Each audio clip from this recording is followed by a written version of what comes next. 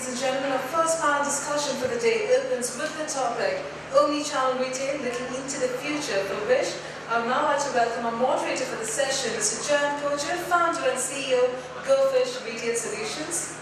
Jan was a pioneer in the retail industry. Prior to this, he has served as managing director of Lacoste and Barista, where he played an instrumental role in bringing those brands to India. Welcome, Jan. I would also like to welcome our panel members for this discussion, ladies and gentlemen. Our first panel member, Mr. Aseem Dalal, Managing Director of the Bombay Store. The Bombay Store is the only retail brand that has a history of more than 100 years, and Mr. Aseem Dalal joined Bombay Swadeshi Stills Limited as Director in October 1991 and took over as Managing Director in 1994. Welcome, Mr. Dalal. We have Mr. Nitin Bavankale, Industry Director of E-Commerce, Local and Media for Google India, who is responsible for driving Google's advertising business for a set of verticals, focusing on acquisition, retention and partnerships. Ladies and gentlemen, a round of applause to Mr. Nitin Bavankale. And we have Ms. Falguni Nair, founder and CEO of Nykaa.com. She quit a 25-year career and financed to chase her dream of building India's premier online retailer for beauty and wellness. We have Mr. Sanjay, General Manager of Crocs India, with an experience of over 20 years that includes as a senior manager roles in wholesale and retail operations of footwear and accessories in domestic and international markets. And next up, our next panel member, we have Mr. Asif Merchant, Director of Catwalk Worldwide Private Limited. He became the Managing Director in 2003 and has carried on since then. Our next panel member, ladies and gentlemen, Mr. Pradeep Irani, Chairman and Managing Director of Kimaya Fashions Private Limited, a pioneer of the Indian fashion industry. Kimaya delivers uber luxurious fashion experience with its choices of labels and designs, and today boasts of a stronger designer label collection of over 180 designers from the subcontinent.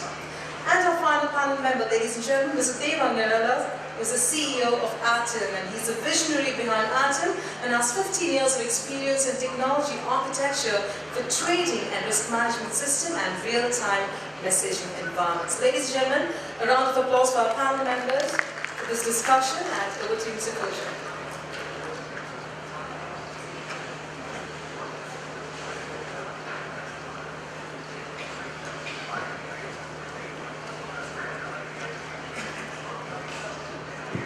Good morning, everyone. Wow, if this is the response for the first panel, by the end of the day, we're going to have a hard time here. So let's try again. Good morning, everybody. That's a little bit more like what you would expect from an e-retail conference. It's going to be a bit lively and interesting.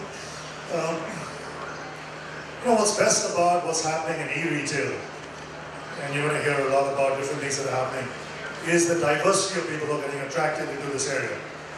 So about 4 years back, I moderated a session at a retail conference on e-commerce.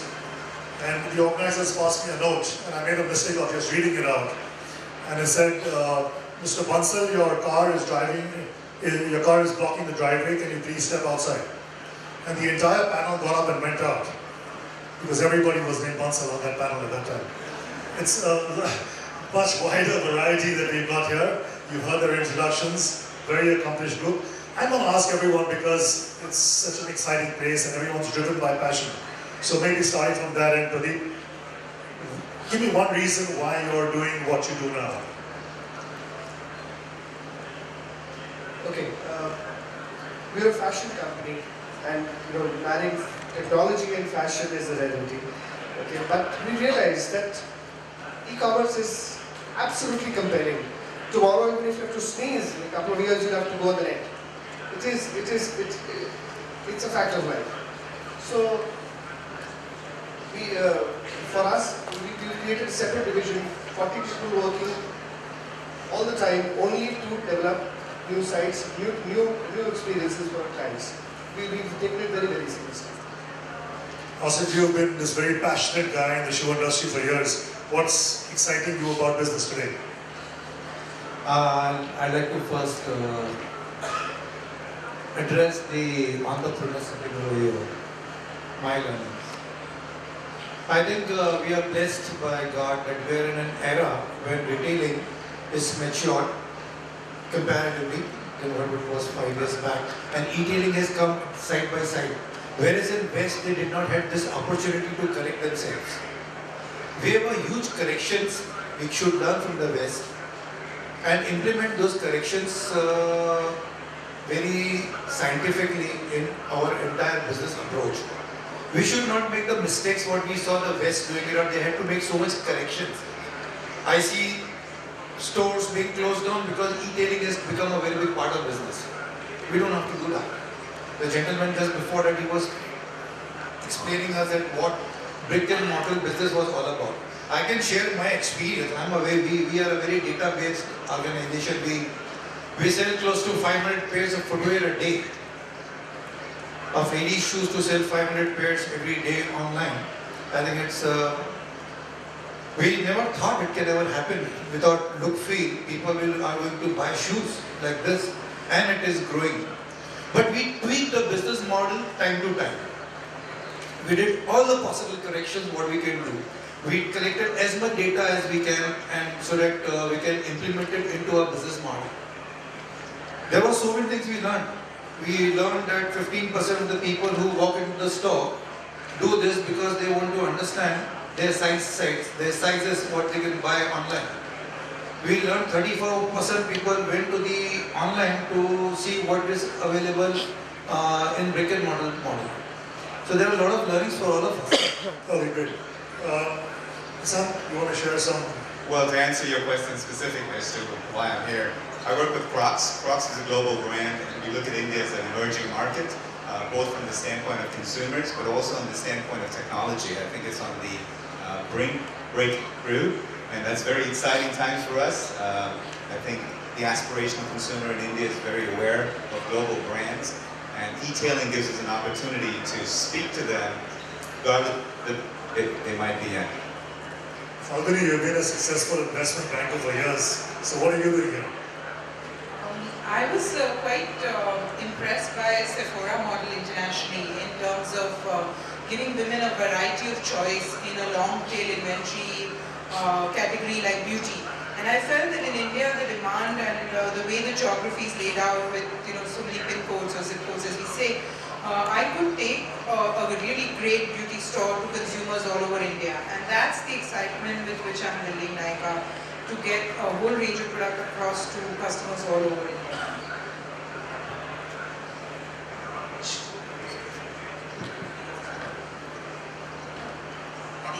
I'm excited to be part of this. Hello. So I'm excited to be a part of this industry, primarily because I think if you really look at over the last 5 years, the entire landscape of this country has changed, and we are getting a chance to digitize India. Okay, so you think from a consumer point of view, think from business point of view, think from content point of view. And just imagine what was the scenario 5 years back in India, and imagine what it will be in 2020.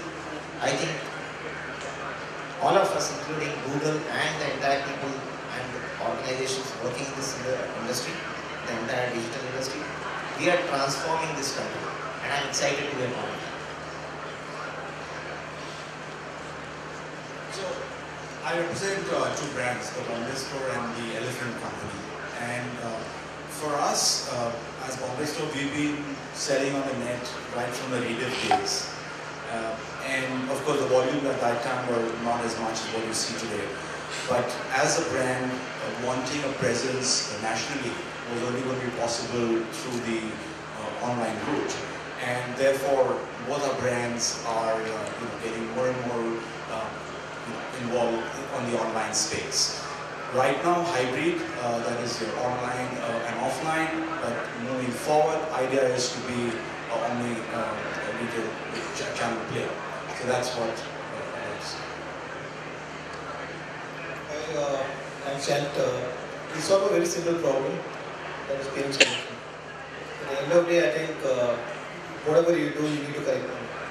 And that's where we come in terms of providing a multi-channel payments, right from the stores, that is your point-of-sale terminals, to looking at internet payment gateways, to including IVR or maybe a mobile payment channel or any other kind of payment to aggregate payments across the channels and provide payment solutions. Okay, so since you deal with so many retailers, e-retailers across the country, Why don't you answer this question? Because we talk about omni-channel retail here, and a lot of people feel that that means if you've got physical stores and you put up a website, you're an omni-channel retailer. Would you like to clarify a bit more about what omni-channel is? I think the perspective is we have always been looking at the difference between multi-channel and omni-channel. Because essentially when you're looking at people who are either on brick and mortar going online or who are online or doing brick and mortar, they're essentially trying to be multi-channel approach. Now, omni-channel, I think the whole word comes from being omnipresent. Now, idea is, the fundamental concept as we look at from, let's say, the payments world or any other world, is a consumer would want to approach a business to purchase something. And a consumer could come from any channel. Today, for example, there are a plethora of channels. You have a brick and mortar store, you have an internet presence, you have social media, for example. You could have people coming and buying goods over Facebook or maybe any other kind of channels. Tomorrow you never know, we are reading about people closing deals over WhatsApp, people looking at kiosks out there, people looking at a whole lot of different technologies. The idea is basically clearly a conglomeration, basically an integration of all the channels that are available for a consumer to come and purchase his goods, and that's what we essentially look at in what omni-channel retail. Okay. We've got Nitin here who works for this small company, you might have heard of it, it's called Google. If you haven't heard of it, just search for it. Since you're omnipresent, you want to talk about what omni-channel really is? Another perspective maybe? I don't know whether Google is omnipresent or not, but yeah, since you said that, I'll try and put what I think from an omni-channel point of view.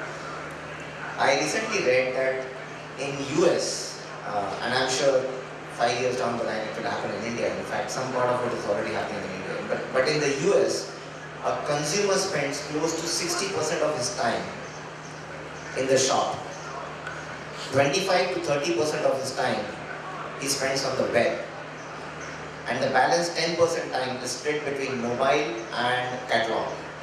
So think from a shopper's point of view and think from a business point of view. If you are not across all the four mediums, and I'm just taking these four mediums because these are the four largest mediums, but in India, for example, we also have television selling. You can sell through televisions, you can sell through phone. But I'm just taking the four examples of physical retail, web presence, mobile presence, and catalog.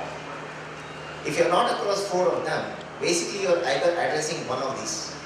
And when I mean omni-channel, you have to be across the four, but at the same time, if a consumer is going through across all these four, he should have a seamless experience.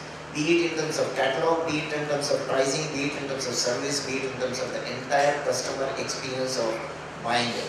And I think that is what is omni-channel. It's not about having a physical retail and also a website, but I think as long as you can give a consumer the similar experience across whatever number of properties you have for the customer touch point, that is what is omni-channel. Great, I think you two have covered it broadly, we can leave it there. Nissan, we've heard a little bit about Croc's multi-channel approach on the previous presentation. Do you want to talk about just any great experience omni-channel retail adoption that you've come across? Sure, I think first and foremost to define the two, multi means many, means all. So there we have definite. So right there you look at it and say, Omni is looking at it with a customer-centric point of view. And you look at your customers today, what we've discovered is our customers, they've gone from being millennials to Gen X and Gen Y. Today all our customers are screenagers. And you just go from one screen to the next. And as the screens are getting more prevalent in our life, so there's screens in your car, there's screens at your kitchen, there's screens on your mobile, there's screens everywhere. What we're going to see is screenagers want to be able to interact with your brand at any time. They're also time-starved, so they don't have the time to switch screens and go back to that same screen to complete their transaction. Consumers have dual income families today, so both parents are working. They don't have time to spend that time shopping. So the idea of omni-channel is really multi-channel done right with a customer-centric lens. And you want to talk about one example of great omni-channel adoption that you've come across anywhere in the world?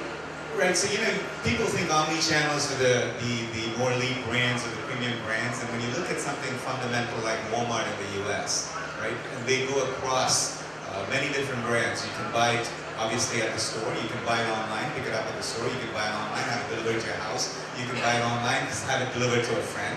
and then also gives you the option to reserve it, price shop it, compare it, and they also have a marketplace built into them. So you're not only buying products that Walmart can actually sell in the brick and mortar, you're also buying products that go across past the boundaries of the store. So when you look at that model, it's a very intense model that connects how consumers interact, and they're able to tie the store experience back into the web experience very well.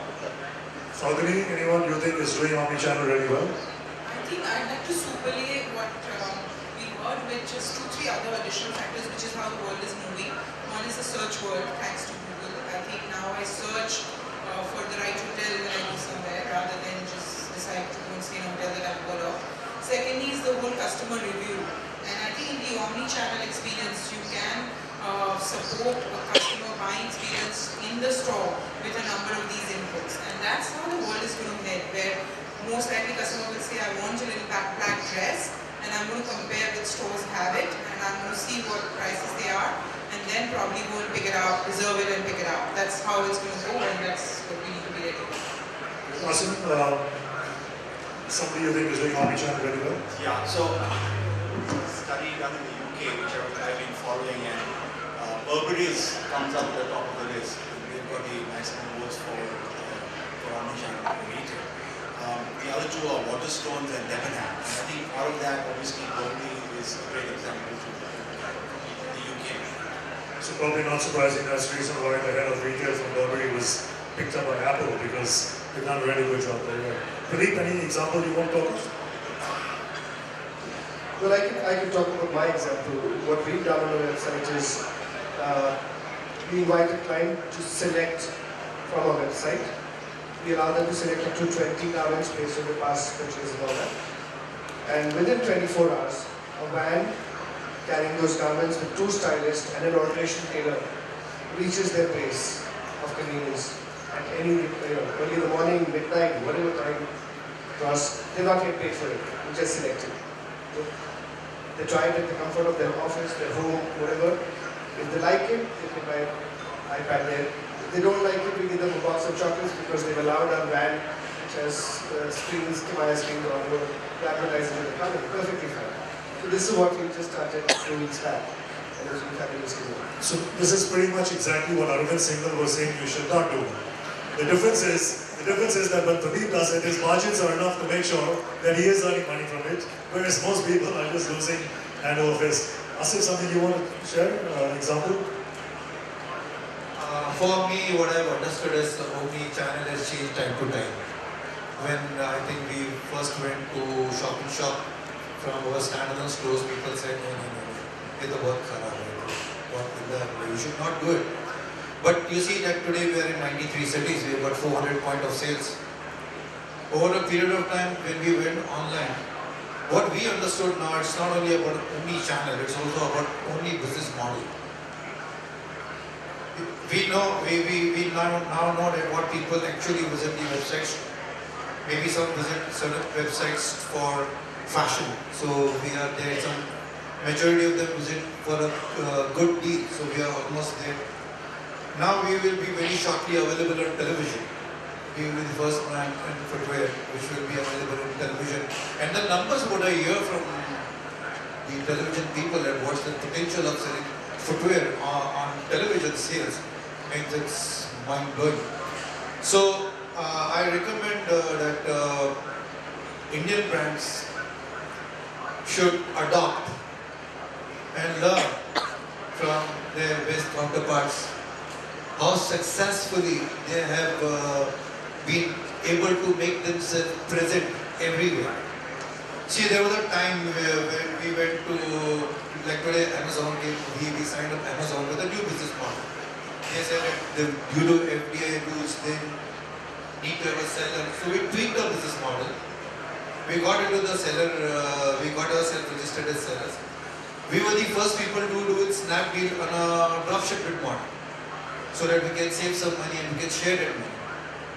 So it's all about tweaking the business model time and again to ensure that you have reached where your end consumer is.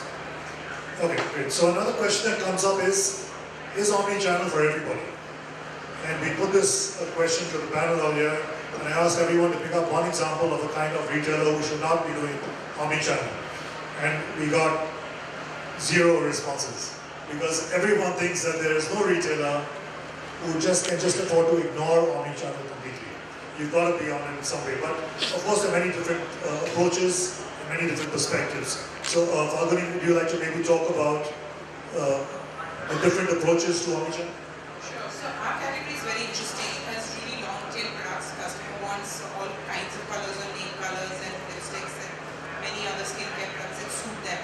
And we are also starting our stores because we believe in omni-channel. So in addition to e-commerce, we will have certain stores, but they'll be more like destination stores where you can experience a digital brand. We will have a virtual makeover tool where a customer photo can be uploaded and you can play around with the makeup. And basically, no store of ours can carry our full 200 brands or 300 brands that we have on the website. But the customer will get an educational experience, get to feel the brand, and then the ordering could be done on the website.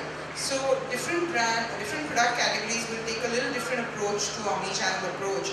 And that's what, like when all of us were talking earlier, we came across that all of us will be doing omni-channel, but from a little different angle.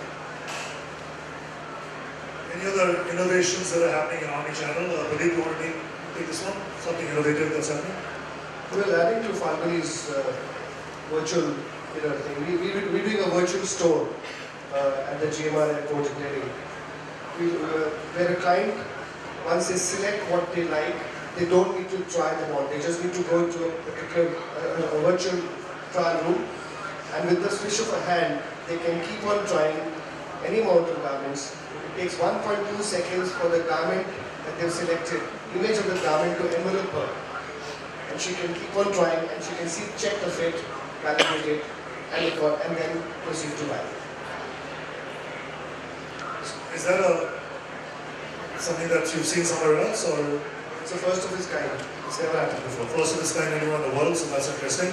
And I think very appropriate for an airport kind of thing where people don't necessarily have a lot of time to sit and try different clothes. So yeah, that's cool. We want to talk about, since you do payment systems for pretty much everybody who's in the online space, anything innovative that's happening in the area of online retail and ways that you can really help or facilitate the session? Conventional, when you look at conventional payment models, we always look at some of the gateways or some of the things that we're trying to do with one of the retailers, in fact, that's a humor we're trying to do with the partners, is having payments being accepted using QR codes. So you have a shoe, people can look at a shoe, can scan your phone using the QR code and pop it opens up your payment gateway and you just make a payment in the store, rather than going to a counter and actually making a payment. So there can be a whole lot of innovations around this sort of things that we're trying to create, which blend your online and the brick and mortar together to create a uniform experience for the consumer as well as for the business also. So that's one of the key innovations that we're trying to drive at. In addition to that, like example, on the internet space, we've seen like on brick and mortar we had EMI, integrated location for Indians. Generally as a population we have our share of own payments. We want to bring slice the payments across on an EMI basis. And that is something we innovated over the internet, and we've driven the entire Samsung Home Now campaign, and including Apple and everybody across over the last few months, which has seen the multi-bank EMI and other things for consumers was driven by us. So there are multiple consumer-facing properties or revenue-generating properties, from the merchant side, from a consumer side, it's far more richer experience that we're trying to create, whereby consumers can leverage for them as a better experience of payments. To basically from merchant, it gets higher traction, higher consumer revenues and everything else. Okay, so I think it's clear that it's not just enough to have a great idea or innovation in omni-channel retail. You've got to have the infrastructure, whether it's search, whether it's payments, whether it's operations and delivery. And really, like everything else in business, it's an integrated and a very complex approach that needs to be taken to make sure you are delivering value eventually to your customers. We want to give everyone the opportunity to ask questions, so if there's anyone who does have a question, please raise your hand and we'll try and take as many as we can, because this panel is really the kind of people who can answer all the questions you might have in this area.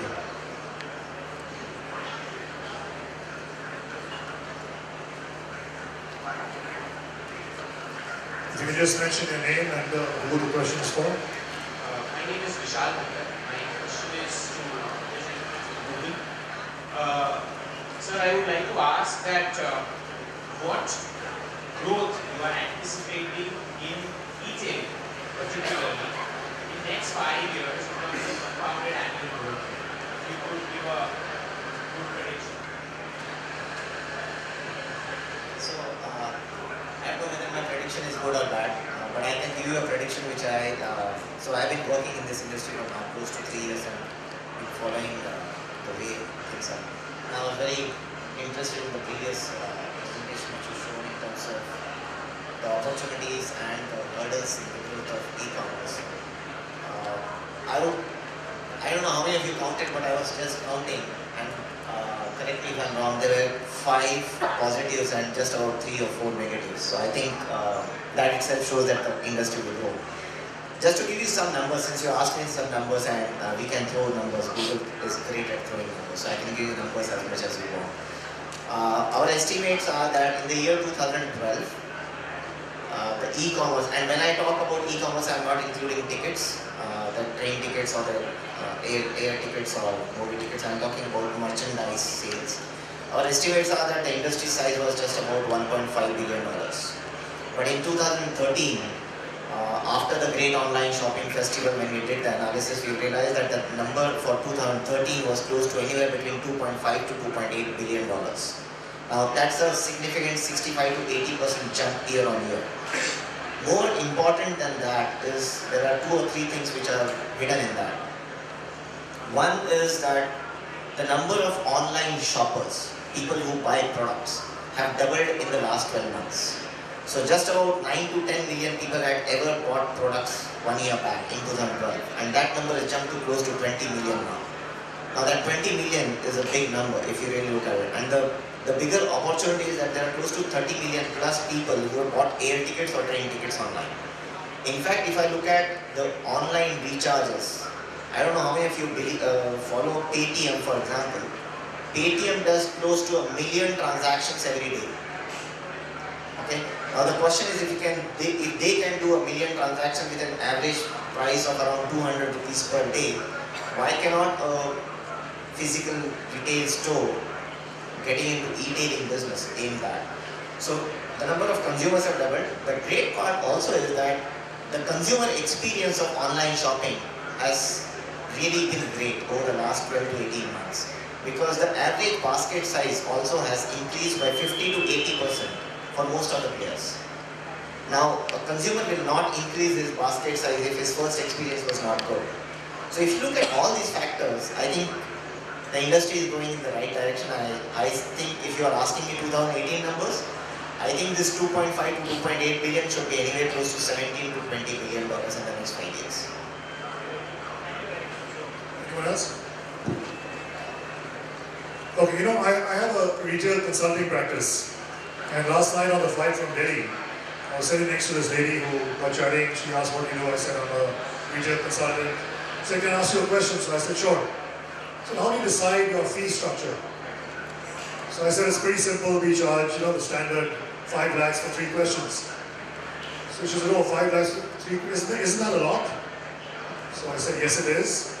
And what's your third question? Now, in your case, you don't have to worry about that. You can ask any questions you want and you'll get very good answers from the panel here. So, why don't you make the most of this opportunity?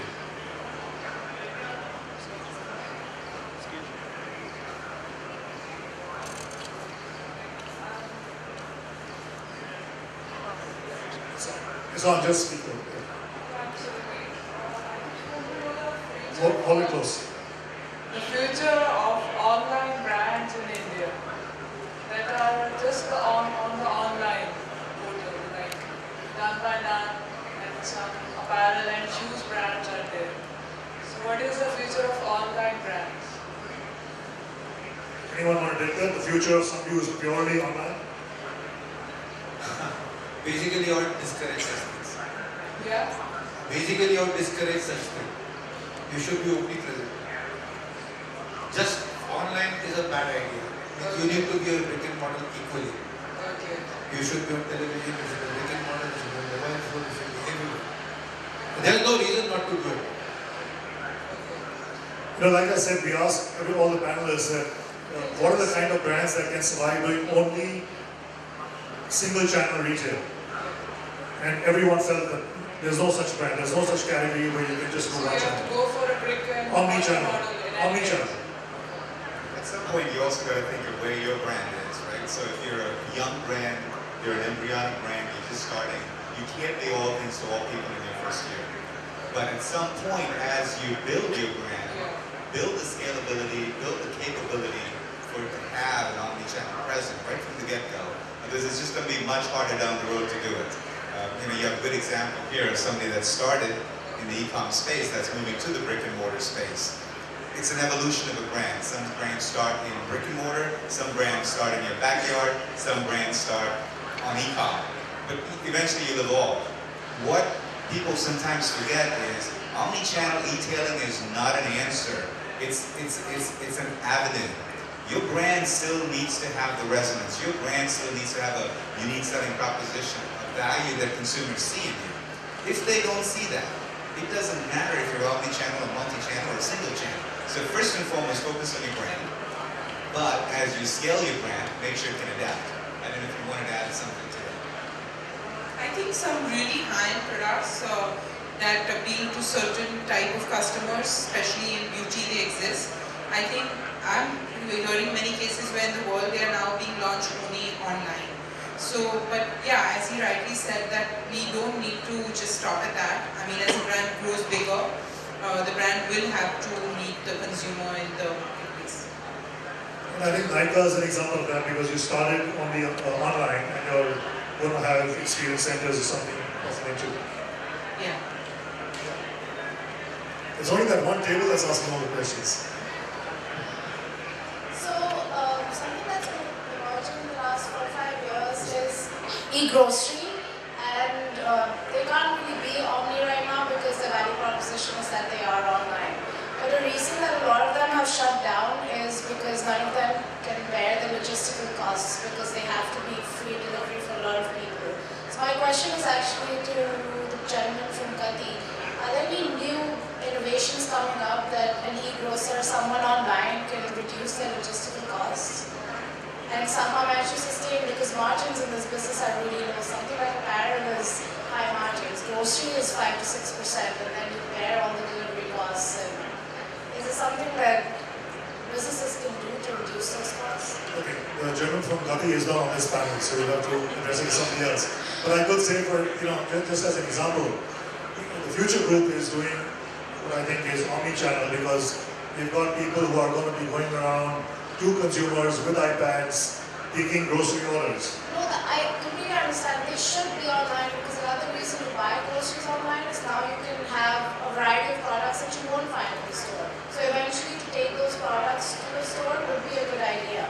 But initially you would be online, and the reason you would fail is logistics. So that's something that a business would have to curb in order to move ahead, unless they're like a big basket that has a lot of funding and has the ability to make mistakes. I think the answer to that, typically, if you look at e-grocery kind of examples, if you look at something like an e-grocery, I would technically look at a model which you have local neighborhood stores, which are, like for example, you have an e-grocer which is commonly aggregating those local stores around there. So your delivery touch points are a lot more cheaper as versus basically depending on the conventional logistics partner. For example, looking at some sort of a courier company or something going and delivering your goods at home, because that will really not work in a low margin business. Second is, I think what he spoke about was Future Bazaar, classically talking about right from farm gate, purchases from the farm gate itself. So the idea is how you can better economies of scale and ensure that we will far higher profitability there, because every business is going to have its own issues out there. For example, even on the brick and mortar, if you look at, let's say a person is going to stock up something. Today, a normal brick and mortar person also does have a delivery fee. So it's no different from what a e-retailer or a e-grocer or something else would do. But essentially, it's a question of how you build in those models around there. It's a question of how you build in your delivery models. So example, if you begin coming back to your e-grocer or e-groceries, you have, let's say, a local banya or somebody else. They're setting up the local neighborhood stores who are acting as delivery points. And that's what is the model classically falling for a lot of retailers coming onto brick and mortar.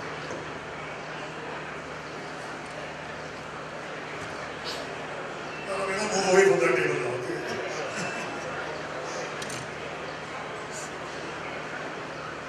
Just a couple more quick questions. This is regarding to the entire panel. Just wanted to check how is the relevance of click and collect, which is prevalent in UK, would be valid in India. So that's one. The second one is when you do that, inventory challenges which come in Omni-Channel, so both brick and mortar as well as retailer, how do you address that?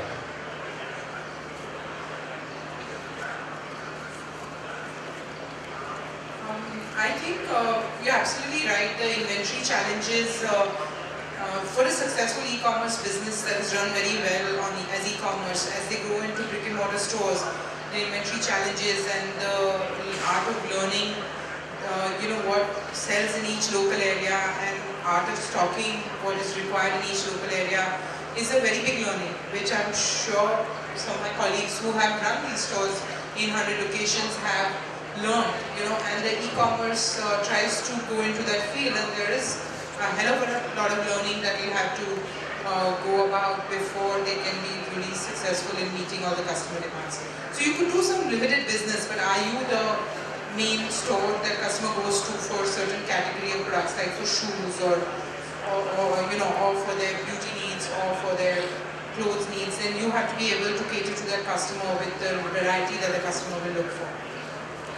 The question on click to collect, I think some of the people have tried adoption in India also. It's not met with a great success as yet, but if you look at someone like again Official Bazaar, they coming out with the franchisees out there, the big franchisee kind of a concept they're trying to roll out in terms of click, where you have a storefront which is not actually a brick and mortar storefront. They would essentially have maybe a laptop or something, which is more of an ordering kind of facility where they can basically take the order and deliver the order and get the order shipped to the local outlet and they can collect from there. Second model typically is basically when you say click to collect, essentially the issue out there is payments. Because for example today even on e-com, you're saying 70% of the payments are happening on COD. COD is an expensive business, it's not a cheap business because you talk about anything upwards of 5 to 5.5% going into the basically just collection of your payments. Now, if you have click to collect or pay near me kind of a concept, you can tell a customer to put an order over the internet and go down to a nearest outlet and make a payment there so that they know they can trust the local neighborhood guy as versus basically anybody else. So it's a question of trust out there more than anything, because as long as you trust the basically retailer or somebody else, because today you're not seeing a retailer. This retailer is a virtual brand kind of a thing, and today how many internet brands disappear overnight? I'm really worried about that kind of thing. In that sense, it really would help, or maybe help the consumer in coming times of going down.